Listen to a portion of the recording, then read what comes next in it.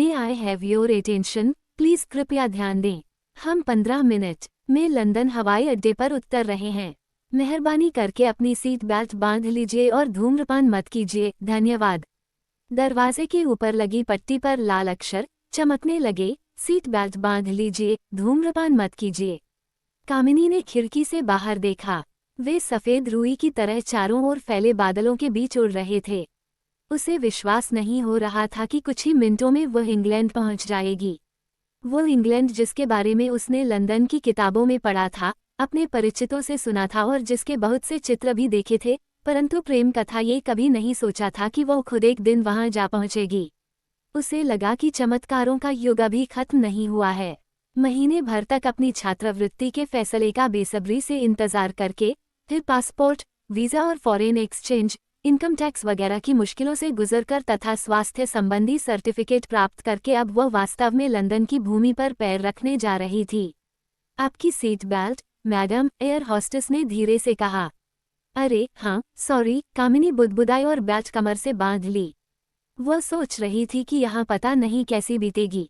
उसने जो कुछ पढ़ा और सुना था, उसके अनुसार इंग्लैंड सुंदर देश था, परंतु यहाँ के लोगों के बारे में उसे संदेह था। इनके कारण उसके परिवार ने बहुत कुछ झेला था। सत्याग्रह के जमाने में उसके पिता तथा भाइयों को जेलों में रहना पड़ा था और वहाँ उन्हें मारा पीटा भी गया था। उसे खुद, जब वो यूनिवर्सिटी के पहले साल में ही थी, 7 दिन के लिए जेल की हवा खानी पड़ी थी। वो कभी किसी अंग्रेज से नहीं मिली थी, सिवाय उस मजिस्ट्रेट के जिसने उसे सजा दी थी। रॉबर्ट स्मिथ नाम था उसका, परंतु क्या इसे मुलाकात कहा भी जा सकता था? वह एक अद्भुत घटना थी। सन 1942 के भारत छोड़ो आंदोलन का जमाना था। कॉलेज की कुछ लड़कियों ने मिलकर सड़कों पर जुलूस निकाला था, देशभक्ति के गाने गाए थे और जब कभी कोई अंग्रेज दिखाई देता, भारत छोड़ो के नारे लगाते। पुलिस ने उन्हें गिरफ्तार कर लिया। उसके अलावा सब लड़कियों ने माफी मांग ली और उन्हें चेतावनी देकर छोड़ दिया गया। लेकिन उसे थाने में बंद कर दिया और शाम को Robert Smith ICS district magistrate के सामने पेश किया गया। कामिनी को वह दृश्य अच्छी तरह याद है। बरसातों के दिन थे। कचहरी के कमरे में पसीने, कागज और स्याही की मिली-जुली बदबू बसी हुई थी। चारों तरफ अंधेरा था, लेकिन मजिस्ट्रेट और क्लर्क की 2 मेजों पर ऊपर लटके बल्बों से रोशनी के गोले दिखाई दे रहे थे। क्लर्क अपने सामने बिखरी पीले रंग के कागज की फाइलों में उलझा हुआ था।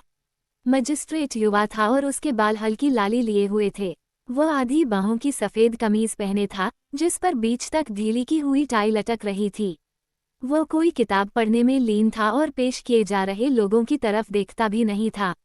क्लर्क ने कामिनी का नाम बोला, उसके पिता का नाम बताया और उसने क्या अपराध किया है, ये भी बताया।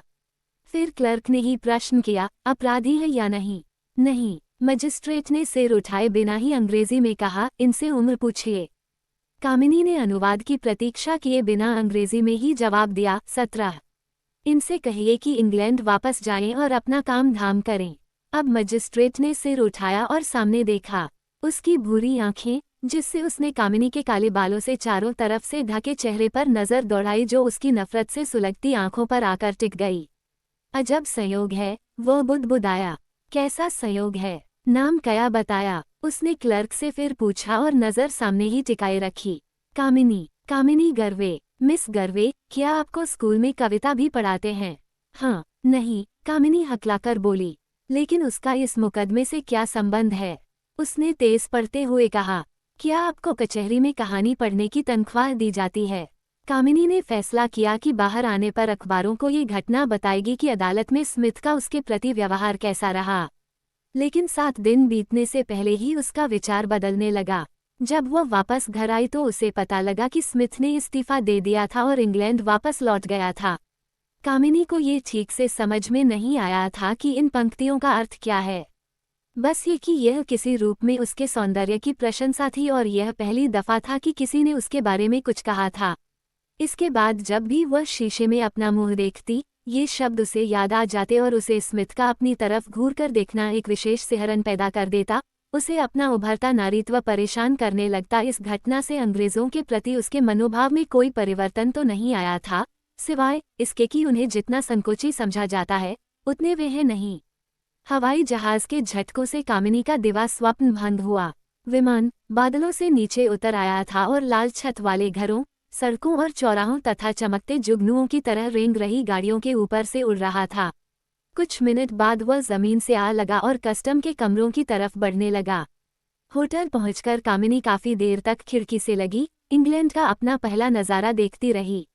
शरद ऋतु की हल्की गर्म शाम थी और सामने के पार्क में लोग घूम फिर रहे थे। घास उससे ज्यादा हरी और ताज़ी थी जितनी उसने आज तक देखी थी और किनारों पर ग्लैडियोली के फूलों की कतार झिलमिला रही थी। पार्क के प्रवेश द्वार पर एक बूढ़ा भिखारी हाथ में सितार जैसा बाजा लिए एक पुरानी धुन बजा रहा था। वातावरण शांत और मैत्रीपूर्ण था। कामिनी ने खुद निकलकर घूमने का फैसला किया।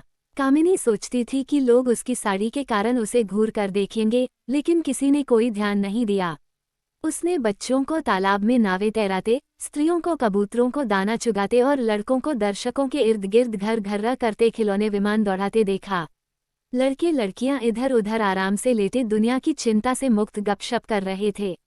कई जगह लोग छोटी छोटी भीड़ों के सामने खड़े भाषण कर रहे थे और सवालों के जवाब दे रहे थे।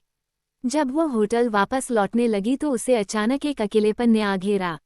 उसे एहसास हुआ कि आज उसकी जिंदगी का शायद ये पहला दिन था जब किसी ने उससे कोई बात नहीं की थी। उसके अलावा हर कोई किसी न किसी से बात कर रहा था।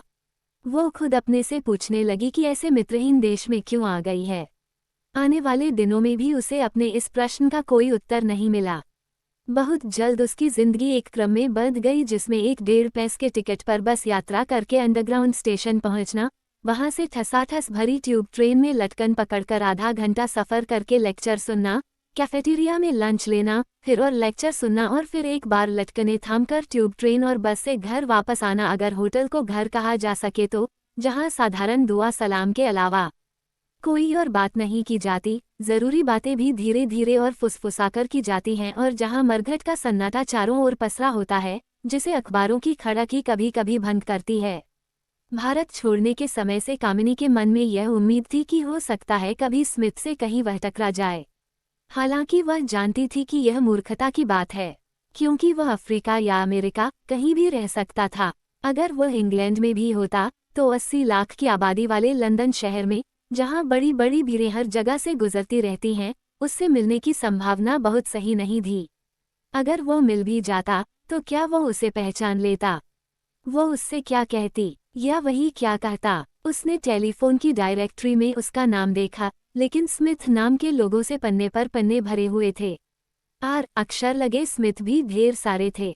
अगर वह सही नाम पाकर फोन करती तो क्या बताती कि उसने फोन क्यों किया है? लेकिन यह विचार जैसे उसके मन में जमकर बैठ गया। उसे विश्वास था कि यदि वह इच्छा करेगी तो किसी न किसी तरह, कहीं न कहीं वह उसे मिल ही जाएगा। उसने कहीं पढ़ा था कि जो लोग एक ही वस्तु के प्रति आकृष्ट होते हैं, वे अक्सर मिल जाते हैं। उसने अपने दिमाग में इस भेंट की रूपरेखा भी खींच ली थी। वह अपना हैट हाथ में लेकर कहेगा, मिस गर्वे, क्या आप मुझे पहचान रही हैं?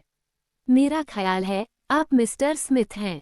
अरे हाँ, एक दफ़ा मिले ज़रूर थे, हालांकि वो मुलाकात सही नहीं थी।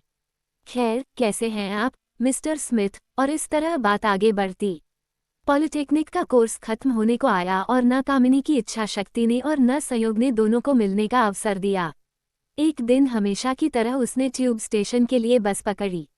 जब वो दूसरे सिरे पर अंडरग्राउंड से बाहर निकली और दूसरी बस पकड़ने के लिए आगे बढ़ी, तो उसने देखा कि चारों तरफ बड़ी भीड़ है और यातायात रोक दिया गया है। थोड़ी दूर से उसे बैग पाइपों और बड़े बड़े ड्रमों की सैनिक धुन सुनाई देने लगी। हाथ में लिया अखबार खोलकर देखा तो पता चला कि किसी अतिथि के साथ महारानी वहां से गुजरने वाली हैं। वह भी लेक्चर छोड़कर भीड़ में शामिल हो गई। बाजे बजाते सैनिक उसके सामने से गुजरने लगे। उनके पीछे गार्डों के दल बहुत धीरे धीरे शाही शान से आगे बढ़ते नजर आए। विभिन्न वेशभूषाओं में चमकते दमकते कोट पहने और हाथों में राइफलें लिए और भाले आसमान में उठाए सैनिकों की कतारों ने जैसे एक नया समा बांध दिया। गार्ड उसी के सामने आकर रुक गए और सड़क के दोनों ओर लाइन लगाकर खड़े हो गए। इनके पीछे महारानी का सोने का रथ सामने आया, जिसे 1 दर्जन काले रंग के घोड़े खींच रहे थे। महारानी अपने शाही अतिथि के साथ भीड़ की तरफ हाथ हिलाते आगे बढ़ गईं। जुलूस समाप्त होते ही लोग इधर उधर भागने लगे, लेकिन कामिनी मंत्रमुग्धा की तरह अपनी जगह पर खड़ी रही। दफ्तर जा रहे लोग उसे धक्का देते आगे बढ़े जा रहे थे। सिर्फ कामिनी के पीछे खड़ी औरत वहां से नहीं हिली, वह आंखों पर हाथ लगाए सुबक सुबक कर रो रही थी। कामिनी ने मुड़कर उसकी ओर नजर डाली तो देखा कि वह अपने हैंडबैग से रुमाल निकालकर आंखें पोंछ रही है। कामिनी को देखकर वह झिझकी और बोली, जब इस तरह सैनिक और जुलूस निकलते हैं तब मैं बर्दाश्त नहीं कर पाती, एकदम भावुक हो उठती हूँ। आप ठीक कहती हैं, मैं भी द्रवित हो उठती हूँ। इस तरह के सैनिक कितने अच्छे लगते हैं। आपका ये कहना आश्चर्यजनक है। मेरा मित्र कहता था कि सुंदर स्त्री तलवार उठाए हजारों सैनिकों की तरह लगती है। दरअसल वह ये बात अक्सर कहता था। वह इंडिया में रहा था और उसे चाहता भी था। कामिनी को लगा जैसे उसके पैर अपनी जगह पर जकड़ गए हैं। वह औरत फिर रुमाल से आंसू पोंछ रही थी। आपके मित्र अब कहाँ हैं? वह जानती थी कि इस तरह किसी अजनबी से यह सवाल पूछना सही नहीं है, लेकिन वह अपने को रोक नहीं सकी। औरत ने आंसुओं से भरा चेहरा उठाकर कहा, वह युद्ध में मारा गया।